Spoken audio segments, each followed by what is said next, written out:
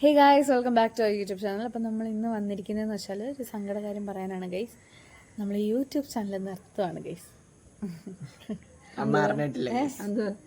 അല്ല, നമ്മൾ വിചാരിച്ച് നിർത്താമെന്ന് വിചാരിച്ച്. എന്ത് കാര്യം അമ്മയ്ക്ക് സന്തോഷമാണ് സങ്കടമാണ് യൂട്യൂബ് ചാനൽ നിർത്തുന്നതിന്. അപ്പം എനിക്ക് പ്രത്യേകിച്ചൊന്നുമില്ല. എന്നാലും ഒരു കാലത്ത് നിങ്ങൾക്ക് സന്തോഷം കിട്ടിയത് എന്ന് പറഞ്ഞിട്ടല്ലേ ചാനൽ തുടങ്ങിയത്.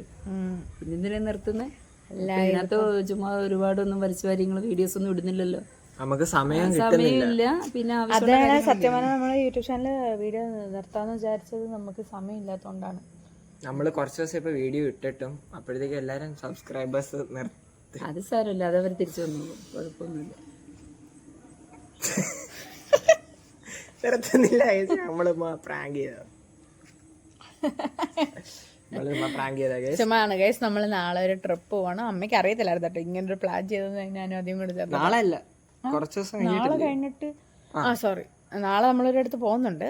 അതിന്റെ വീഡിയോ പറ്റുവാണെങ്കിൽ എടുക്കാം. പക്ഷെ നമ്മൾ അടുത്ത വെള്ളിയാഴ്ച നമ്മളൊരു സ്ഥലം വരെ പോവാണ് ഗൈസ്. അപ്പൊ അതിന്റെ വീഡിയോസ് എന്തായാലും ഇടാം. അപ്പം ഞങ്ങള് അതെ, ലോങ് ട്രിപ്പാണ് ഗൈസ്. അതേപോലെ തന്നെ നമ്മൾ കുറേ ദിവസമായാലും വീഡിയോസും കാര്യങ്ങളും ഇട്ടിട്ട്. അപ്പം നമ്മളൊക്കെ ഇവിടെ ജീവനോടുണ്ടെന്നൊക്കെ അറിയിക്കാൻ വേണ്ടിയിട്ട് സത്യം പറഞ്ഞ വീഡിയോ ഇട്ടത്. അതിൻ്റെ ഇടയ്ക്ക് കൂടെ നമുക്ക് ചെറിയൊരു ഡോസ് എടുത്തന്നേ ഉള്ളല്ലോ, വേറെ ഒന്നുമില്ല. നമുക്ക് എന്തെങ്കിലും പറയാനുണ്ടോ? ഒരു കാര്യം പറയാനുണ്ട്. എൻ്റെ മോള് ഒരു നോവൽ എഴുതി. എൻ്റെ മോള് ഒരു നോവൽ എഴുതിയിട്ടുണ്ട്. അതിൻ്റെ പേര് ഞാൻ. അപ്പം അത് അവള് പിന്നെ എഴുതിയതോ കഥയോ ഒന്നും നമുക്കറിയത്തില്ലായിരുന്നു.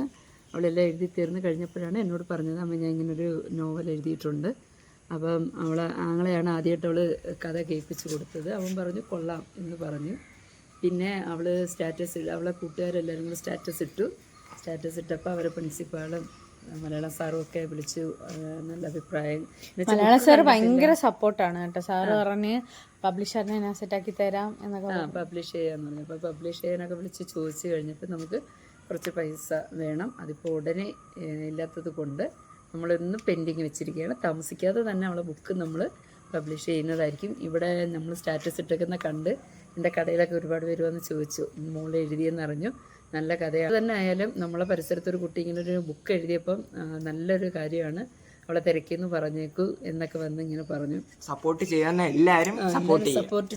സോ ഗൈസ്, അപ്പോൾ നമ്മൾ വീണ്ടും കുറേ പുതിയ വീഡിയോസുകളായിട്ട് എത്തുന്നതാണ്. അപ്പം എല്ലാവരും ചാനൽ സബ്സ്ക്രൈബ് ചെയ്യുക, ലൈക്ക് ചെയ്യുക, കമൻറ്റ് ചെയ്യുക. അപ്പോൾ നമ്മൾ വീണ്ടും കുറേ വീഡിയോസ് ആയിട്ട് എത്തുന്നതാണ്. അതിലേക്ക് എല്ലാവർക്കും ബൈ.